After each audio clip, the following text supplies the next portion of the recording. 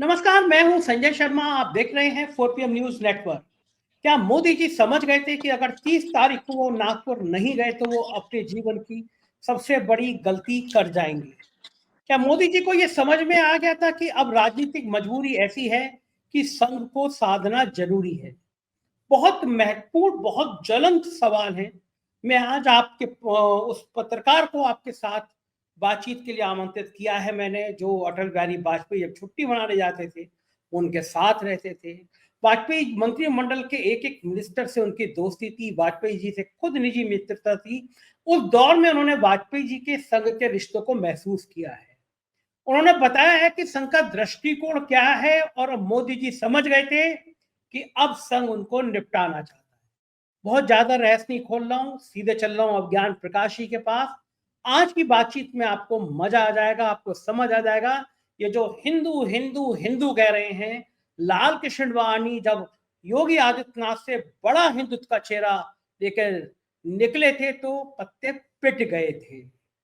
मतलब आप अगर हिंदू हिंदू हिंदू का उग्रवाद फैलाएंगे तो 20% वोट पे टिक जाएंगे, सरकार कभी नहीं बना पाएंगे। जबरदस्त बातचीत, चैनल को सब्सक्राइब करिए, ज्वाइन करिए। चलते हैं अज्ञान प्रकाश के 4 PM न्यूज नेटवर्क में स्वागत है आपका। बहुत बहुत अज्ञान प्रकाश जी, बड़े लंबे समय से मेरा मन था मैं आपसे बातचीत करूं। कुछ आप व्यस्त रहे इसलिए बातचीत नहीं हो पाई। मैं ये जानना चाह रहा था कि इस समय भारतीय जनता पार्टी के अंदर बड़ा हंगामा मचा हुआ है। राष्ट्रीय स्वयं सेवक संघ के रिश्ते कुछ बन रहे हैं, कुछ बिगड़ रहे हैं। जेपी नड्डा ने जो खतरनाक बयान दे दिया था कि अब हमें संघ की जरूरत नहीं है, उसने शायद मुझे लगता है कि संघ को बहुत अंदर से दुखी कर दिया। उम्मीद नहीं थी कि कभी इस तरह बयान आ सकता है। आपने तो वो दौर भी देखा है, आपने कवर भी किया है, आपने रिपोर्ट भी किया है जब वाजपेयी और बाला साहब देवरस के रिश्ते खराब हुए थे। लेकिन तब भी मुझे लगता है, याद जहां तक मुझे आ रहा है, किसी ने हिम्मत नहीं की थी। आपको क्या लगता है ये जो रिश्ते बिगड़े हैं मोदी और भागवत के बीच में, अब क्या क्या होना बाकी है और क्या क्या होगा भी? बहुत अच्छा सवाल है संजय। मैं आपको हमेशा सुनता हूं और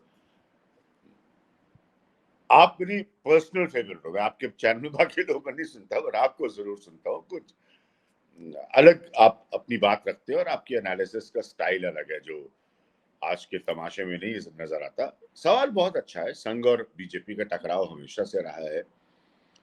मैं आपको एक ऐसी बात बताता हूँ जो आपसे कोई पत्रकार हिंदुस्तान का नहीं कह सकता। दावा करके ठोक के कह रहा हूँ ये, ठीक है? किसी को भी आप बुला लीजिएगा और नीचे मेरे नाम से चलाइएगा ये सुपर कि मैंने ये कहा था। अटल बिहारी वाजपेयी ने, अब किस व्यक्तित्व का मैं नाम ले रहा हूं ध्यान से सुनिएगा, जब भी वो छुट्टी पर जाते थे मनाली, प्राइम मिनिस्टर थे, तो मैं जाता था। शाम का दौर होता था और बातचीत होती थी। और खैर मतलब बहुत अलग व्यक्तित्व था। ऐसा व्यक्तित्व बीजेपी नहीं पैदा कर सकती दूसरा। तो मैंने कभी लेफ्ट को नहीं पढ़ा। आइडियोलॉजिकल ऑर्गेनाइजेशंस में लेफ्ट को बहुत स्ट्रांग माना जाता है।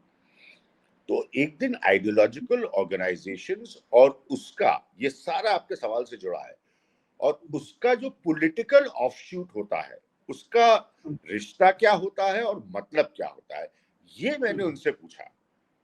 उनसे बेहतर कौन बता सकता है?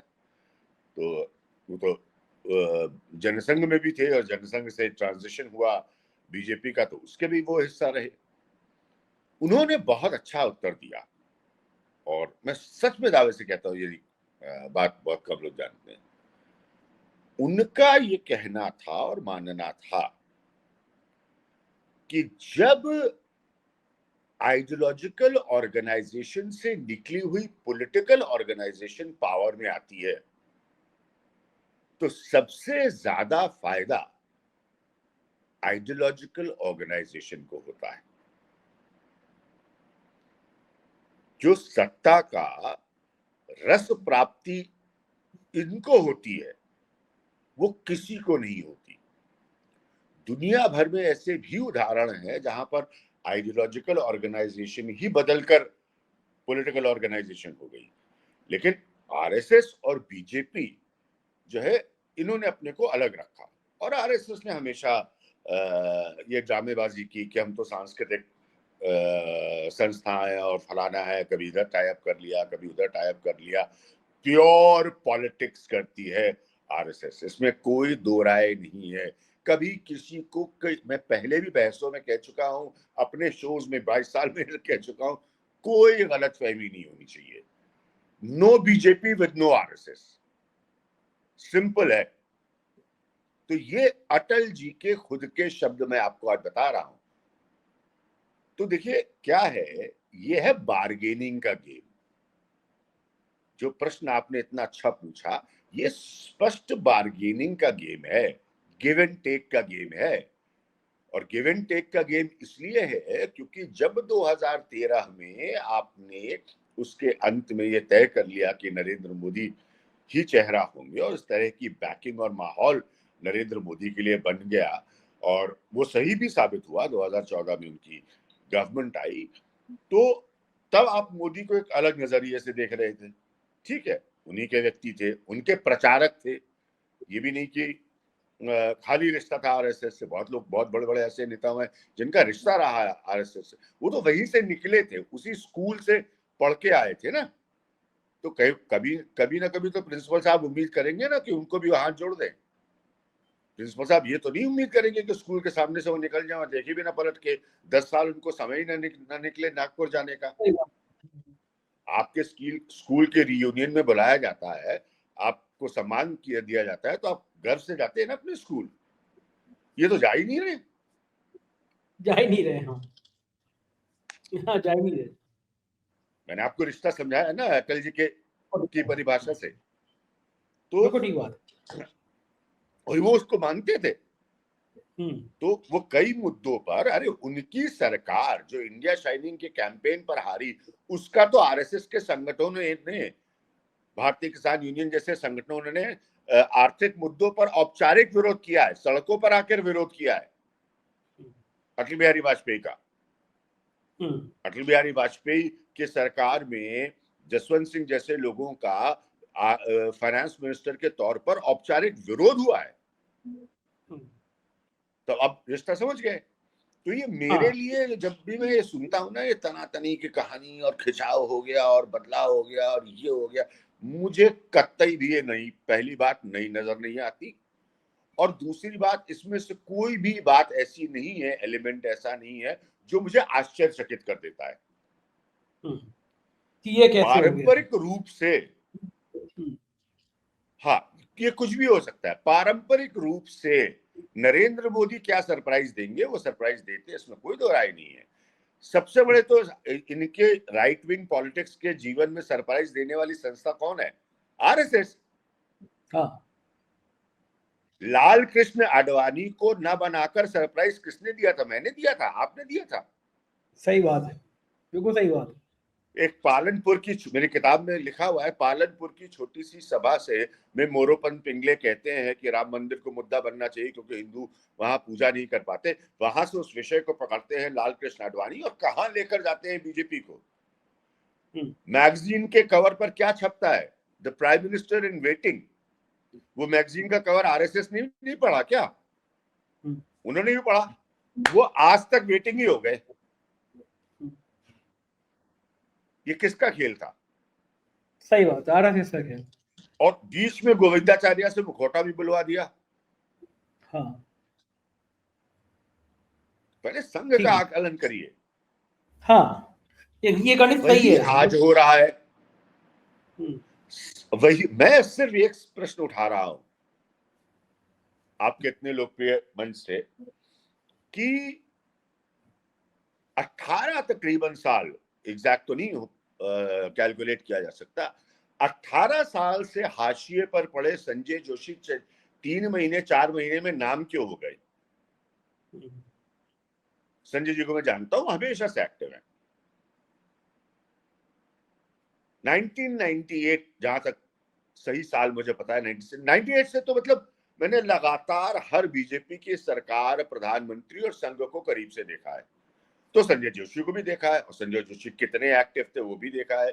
गुजरात का समय नरेंद्र मोदी का देखा है, संजय जोशी क्या हैसियत रखते थे वो देखा है, प्रमोद क्या हैसियत रखते थे वो देखा है, ये सब देखा है ना। तो वो अभी क्यों आए एकदम से? अभी वो बने ना बने कुछ भी हो, वो आए क्यों? ये शगुफा छोड़ा क्यों गया?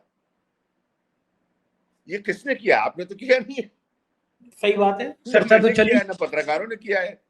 हाँ, चर्चा तो चली ये शगुफा निकल कर क्यों आया कि संजय जोशी बन सकते हैं? क्यों इसलिए निकल कर आया क्योंकि ये संघ के लोगों का काम है, और उनकी तो फैलाने में अफवाह मास्टरी है उनकी, जो तो इतिहास के पन्नों में दर्ज है। मैं सिर्फ फैक्चुअल बातें करता हूं। तो एकदम से उन्होंने क्या कर दिया कि संजय जोशी, और किसी और का नाम ले आते, संजय जोशी का नाम लेके गुजरातियों को हिला दिया, डरा दिया। हाँ, कि ये भी आ सकता है। हाँ, वो लॉबी को हिला दिया उन्होंने। हाँ। अब तक वो ये इत्मीनान में बैठे थे कि बीजेपी में कुछ नहीं हो सकता उनके बगैर, गुजरात लॉबी भी नहीं हिल सकता। अब एक नाम से वो हिल गए। अब मोदी जी आ रहे हैं नागपुर, अभी तक नहीं गए, समय नहीं मिला। आपका कहना ये है कि संघ ने संजय जोशी का नाम बढ़ा के गुजरात लॉबी की कपकपी चढ़ा दी, इसी डर की वजह से मोदी अब जा रहे हैं नागपुर पे।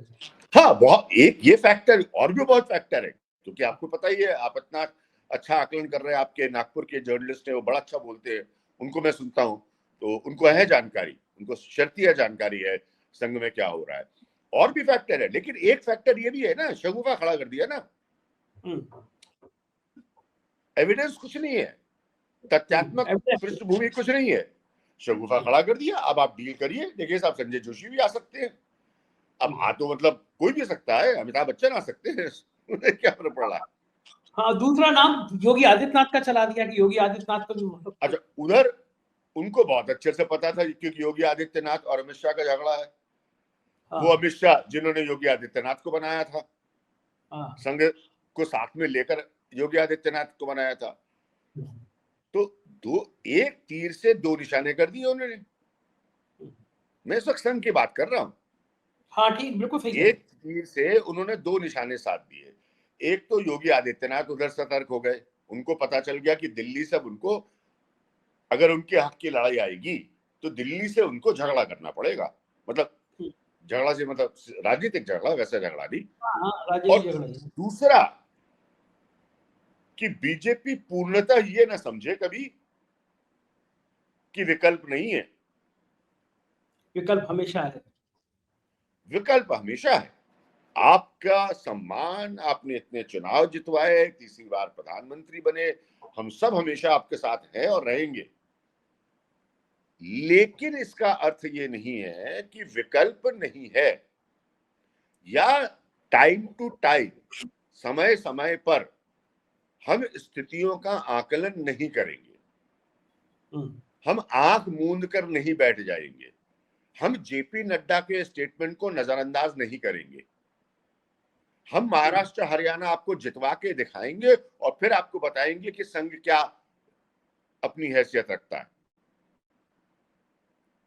तो बहुत सारी चीजें थी जो बहुत वक्त से, और ये प्रश्न उनसे भी पूछिएगा, आपके नागपुर के जर्नलिस्ट से, और वो अग्री करेंगे, जो बहुत वक्त से पक रही थी या अंदर ही अंदर उबल रही थी।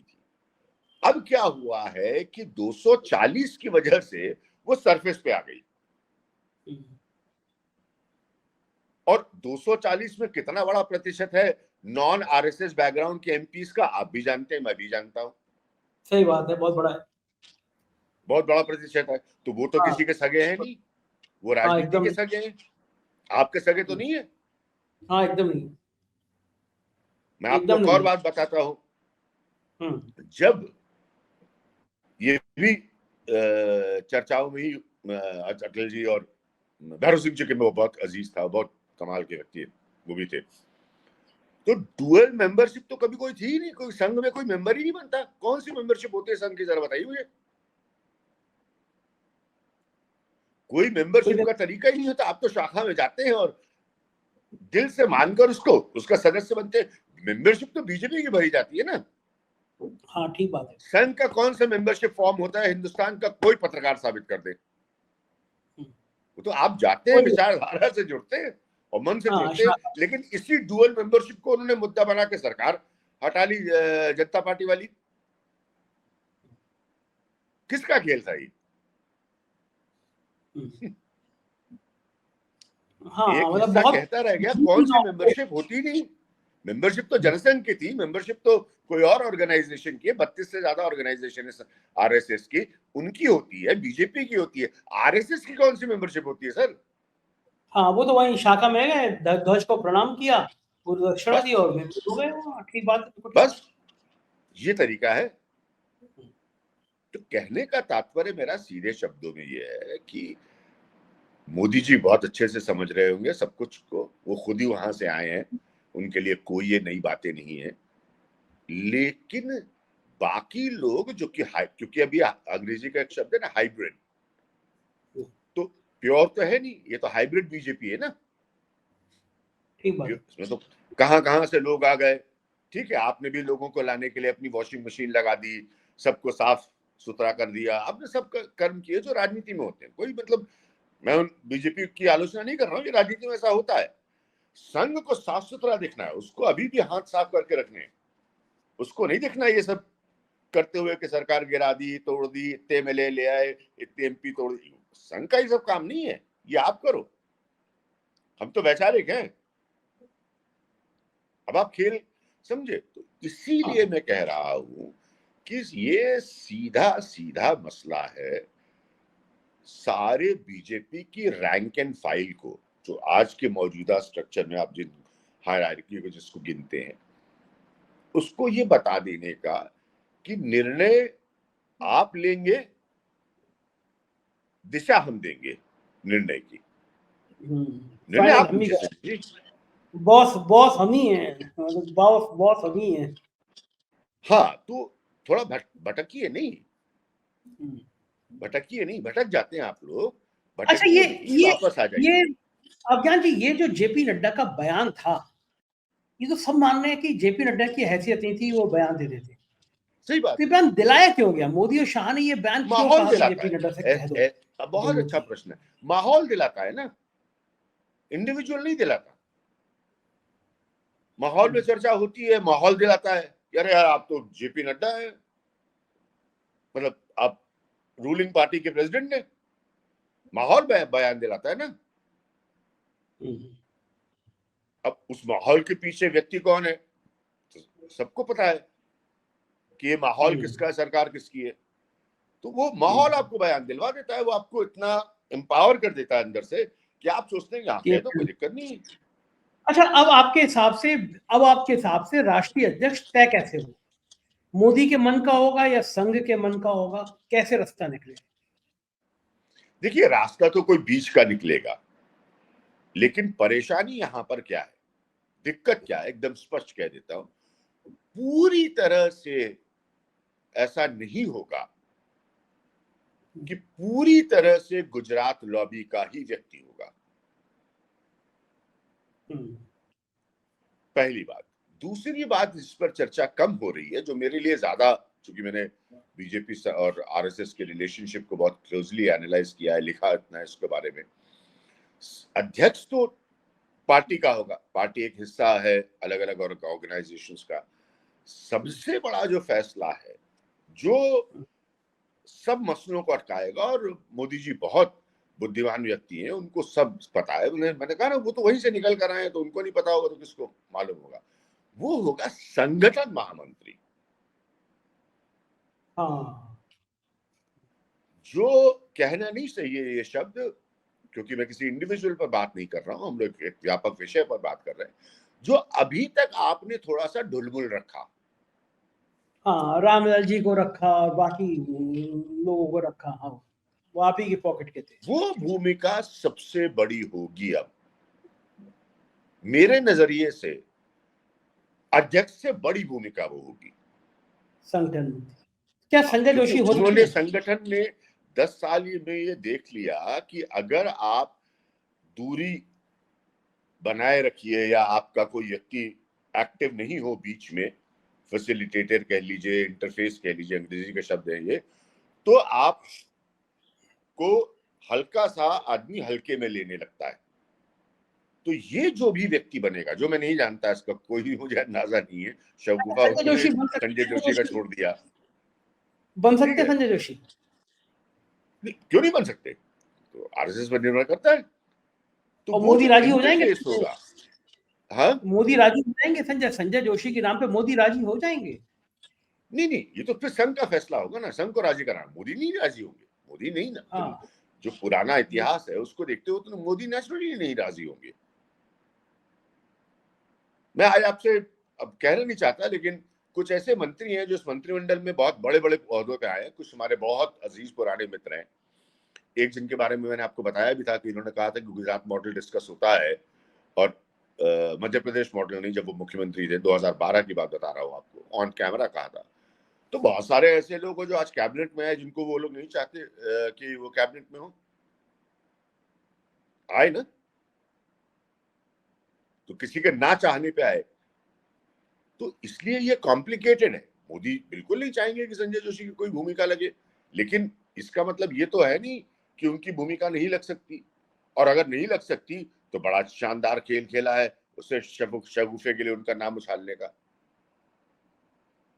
एक मिनट रुकूंगा आपको मैं, एक मिनट सर। हाँ सर हाँ, ये बात तो आपकी ठीक है कि मतलब अगर संघ बनवाएगा, लेकिन बहुत बड़ी घटना हो जाएगी। और मोदी जी 75 साल के हो रहे हैं, और 75 साल का नियम उन्होंने बनाया है कि भाई 75 साल के बाद मार्गदर्शक मंडल।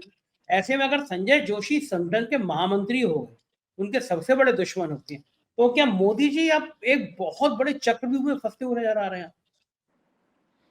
हाँ मतलब मैंने जैसे कहा कि वो बुद्धिमान है, वो खुद जानते हैं संघ को, समझते हैं बहुत सारी बातों को, और किसी भी बाहर वाले से, किसी भी जर्नलिस्ट से बेहतर समझते हैं सारी बातों को। तो जिसमें मैंने अटल जी का आपको एक घटना और एक बातचीत का हिस्सा बताया, तो वो कोई असंघ की आलोचना नहीं कर रहे थे, बहुत अच्छी एनालिसिस दे रहे थे कि आइडियोलॉजिकल ऑर्गेनाइजेशंस की भूमिका क्या होती है। तो चूंकि मोदी जी ये सब समझते हैं, तो अब निर्णय तो उनको लेने पड़ेंगे ना, क्योंकि आपने एक बार 75 साल का इस्तेमाल करके जिसको आप नहीं चाहते थे उसको मार्गदर्शक मंडल में पहुंचा दिया। आप क्या चाहते हैं कि आप व्हाइट हाउस पहुंच जाए? हाँ। तो अच्छा, संघ के लिए भी बहुत बड़ी चीज है, जो आम कार्य करता है आपसे, चलिए आप बड़े व्यक्ति के हैं तो शायद आपसे कम लोग उस तरह से मिलते हो, लेकिन कहीं आप निकल जाइए, संघ के घरों में जाइए, या जो परिवार होते हैं, तो देखिए वो संघ को बड़े आदर से देखते हैं, बहुत सम्मान से देखते हैं। ये सच बात है, क्योंकि उनका एक भावनात्मक जुड़ाव है। मैंने कहा ना, कोई पर्ची काट के संघ का सदस्य नहीं बनता। वो क्या सोचेंगे संघ के बारे में कि संघ की हैसियत ही नहीं थी?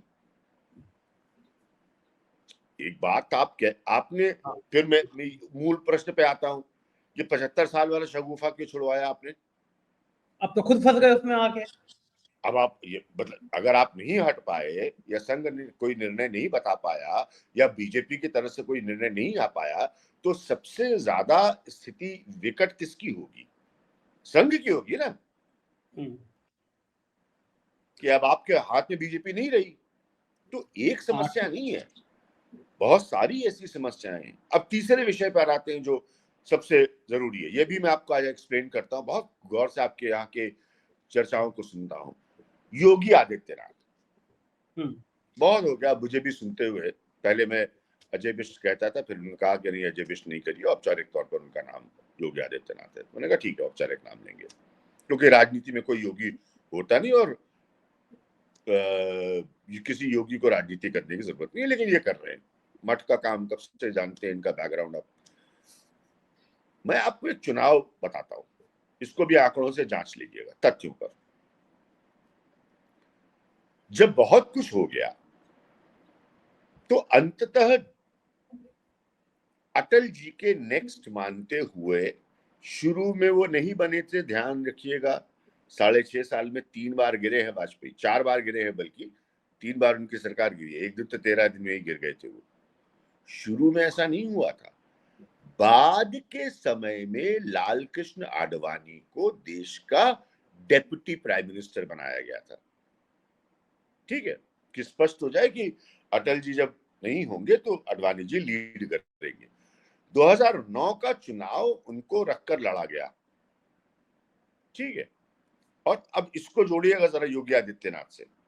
पता नहीं उनके सलाहकार उनको ये आंकड़ा दे रहे हैं, बताते हैं या नहीं, या छुपाते हैं चमचागिरी में। 20% कोर हिंदू वोट के नीचे आ गई थी बीजेपी, और क्या हश्र हुआ था लाल कृष्ण आडवाणी का। कांग्रेस की सीटें 200 पार हो गई थी। अर्थात अगर आपने सारा भौकाल राजनीतिक बना रखा है, हिंदू हिंदू हिंदू हिंदू हिंदू आक्रामक हिंदू आक्रामक हिंदू, तो 20% के नेता हैं आप। बिल्कुल ठीक कह रहे हैं, एकदम ठीक कह रहे हैं आप। एकदम फैक्ट्स बता रहा हूं आपको। 20% के लिए ये मुझे नहीं पता कि योगी आदित्यनाथ के कौन सलाहकार है, वो उनको बता रहे हैं या नहीं। और इससे इसका उदाहरण भारतीय राजनीति के इतिहास में लाल कृष्ण आडवाणी का 2009 का चुनाव हारना है। हाँ, वो भी उग्र हिंदू नेता थे। ठीक, बिल्कुल, बहुत शानदार आंकड़ा नहीं आपका जी। तो ये ध्यान रखिए, इतना योगी योगी योगी यार, योगी बस राहुल, नहीं नहीं नहीं नहीं, योगी प्लस क्या है मुझे ये तो बताइए जरा। उग्र सांप्रदायिकता के प्लस क्या है? हाँ, आप मुझे आज तक कोई नहीं एक्सप्लेन कर पाया कि योगी प्लस क्या है। वाजपेयी प्लस प्लस प्लस इतना था, उसके बावजूद भी कभी 272 नहीं आई उनकी। चमत्कार किया नरेंद्र मोदी ने, क्योंकि मोदी ने प्लस बैकवर्ड लाया।